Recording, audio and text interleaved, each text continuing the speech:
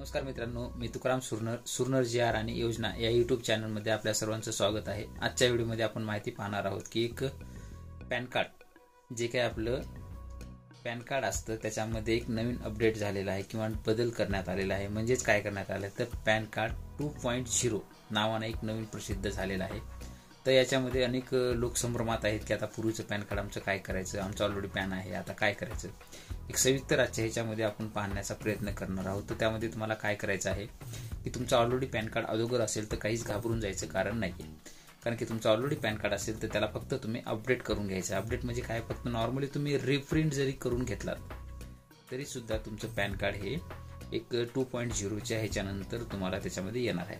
त्याच्यामध्ये काय येणार आहे तर तुमच्यासाठी आवश्यक काय असणार आहे, तुमचं पॅन कार्ड, तुमच्यासोबत मोबाईल नंबर, पॅन कार्डला लिंक असलेला मोबाईल नंबर किंवा पॅन कार्डला तुमची जी काही ईमेल आयडी आहे ती ईमेल आयडी अपडेट असणं गरजेचं आहे। त्यानुसारच तुम्हाला एक ऑनलाईन प्रोसेस करायची आहे। ती कशी करायची हे सविस्तर आपण आजच्या व्हिडिओमध्ये पाहण्याचा प्रयत्न करणार आहोत। तर चला आजच्या व्हिडिओला आपण सुरुवात करूया।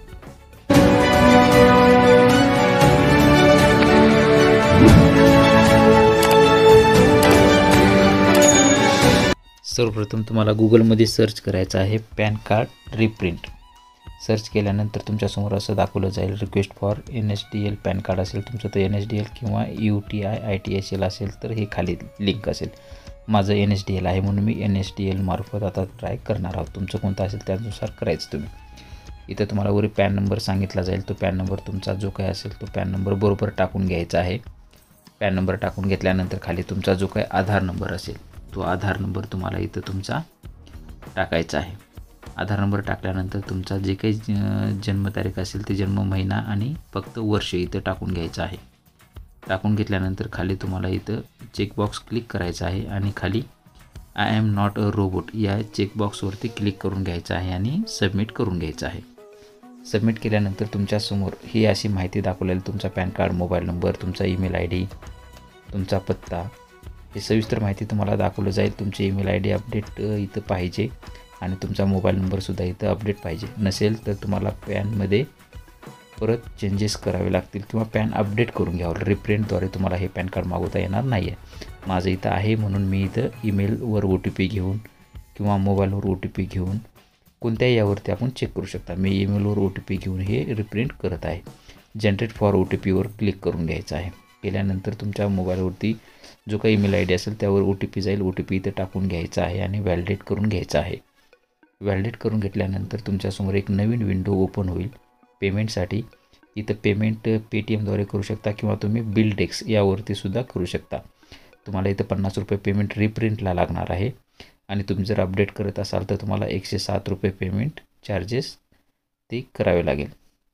इथं आपण पेमेंट 50 रुपयाचं करून घेणार आहोत। आय ॲग्रीवर क्लिक करून प्रोसीड टू पेमेंटवर क्लिक करणार आहोत। त्यानंतर इथं परत पे कन्फर्म करणार आहोत। त्यानंतर तुमच्यासमोर परत एक विंडो ओपन होईल। पेमेंट तुम्ही तिथं नेट बँकिंग मार्फत करू शकता किंवा क्रेडिट डेबिट कार्ड किंवा UPI वॅलेट QR कोड, आपण QR कोड मार्फत करणार आहोत। तुमच्यासमोर एक QR कोड ओपन होईल। तो QR कोड तुम्ही तुमचं फोनपे असेल किंवा तुमचं गुगल पे असेल तर त्याच्यामध्ये ओपन करून तुम्ही हे QR कोड स्कॅन करून घ्यायचा आहे आणि पेमेंट करून घ्यायचं आहे।